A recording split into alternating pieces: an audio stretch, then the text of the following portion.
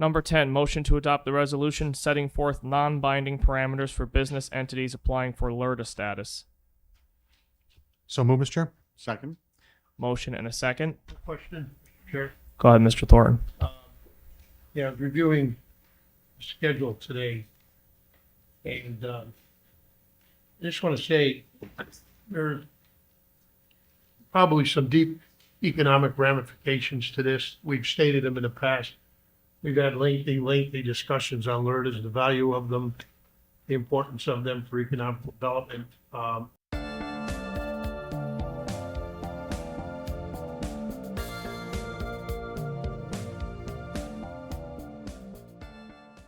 How much it increases tax revenue in future years to the county. A couple of effects will fall out of this if it passes. One is industry and developers around the country take note of these kind of votes.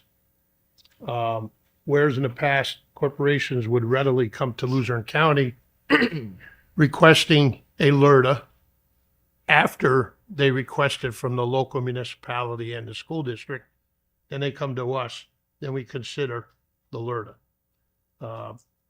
And by the way, just for everybody's knowledge, LRTAs, according to someone stated it earlier, it might have been Mr. Haas, the state law on LRTA says they can only be granted for environmentally compromised land, blighted land.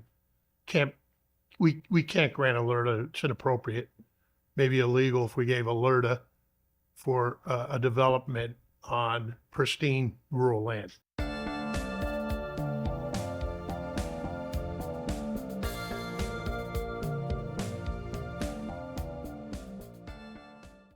So according to state law, that's not supposed to happen.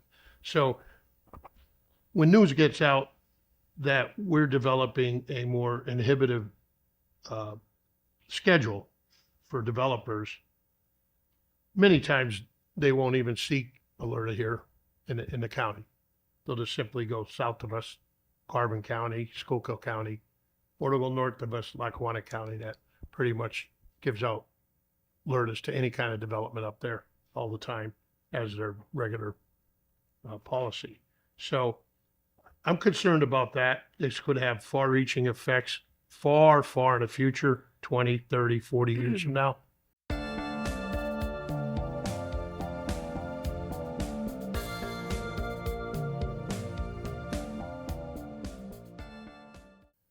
Secondly, when we discourage LRTAs, we're discouraging developers from coming here and going elsewhere. That's simple fact.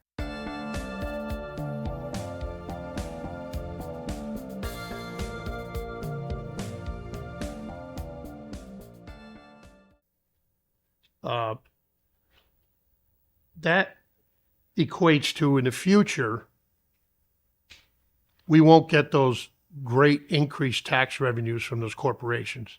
We'll simply continue getting the little pittance of taxes on that land that's undeveloped, scarred land, environmentally compromised land, land that nobody ever wants to build on because it's so expensive to remediate the soils.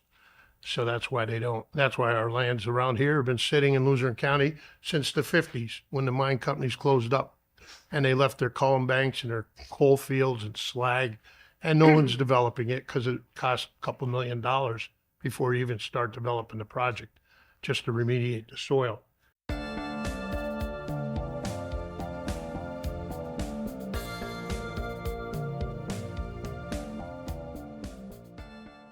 So when we grant a LRTA, over the next 5-10 years, actually, the revenue that come into the coffers here at the county increase dramatically every year, till the 10th and final year, sometimes the 8th and 9th and 10th year, where we get enormous amounts of revenue coming from big business and big corporations.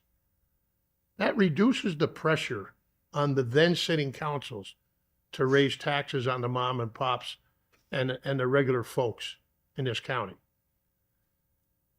I hate to take any kind of measures or employ measures that's going to cause me, if I was here, or future council, to increase taxes on the residents when we could have got it off the corporations.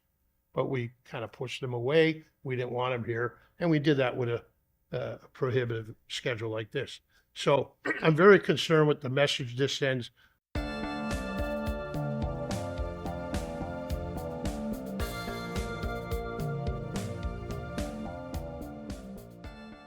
Oh, and not to mention, S&P is the rating agency around the country. They issue ratings not just on yourselves individually, credit ratings, businesses, they give credit ratings. They have a credit rating for the county.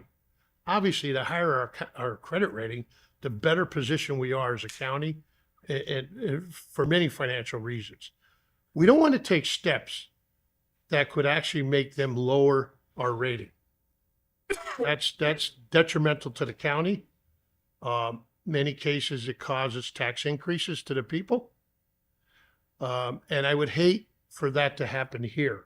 Anything that's perceived by S&P as a negative or detrimental item to development or future prosperity or economic growth could result, combined with other things, if you're taking other matters that are considered inhibitive of future growth in the county, that has the effect of lowering our credit rating. So that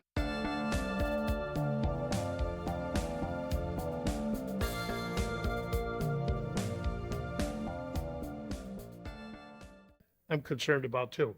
The last thing I'm concerned about is the schedule is different for warehousing and logistics development. And whereas warehousing used to get a really bad name because they were not good paying jobs, today's world, since COVID, warehousing is paying $20 to $22 an hour, $40,000 to $44,000 a year, a livable wage. You're not going to be very wealthy or that, but I don't like that it's a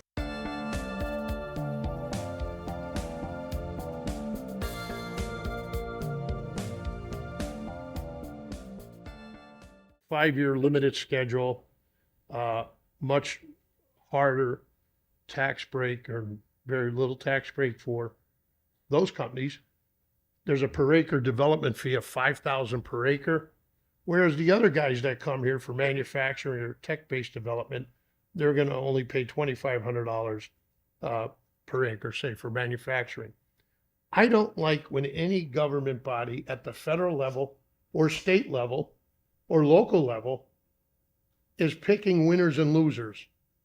The government should not be picking winners and losers of who they think should be successful, whether that's the United States government, state government of Pennsylvania, or the county government. I just think that's a bad practice when we start sticking our nose and our feet in there and thinking we know better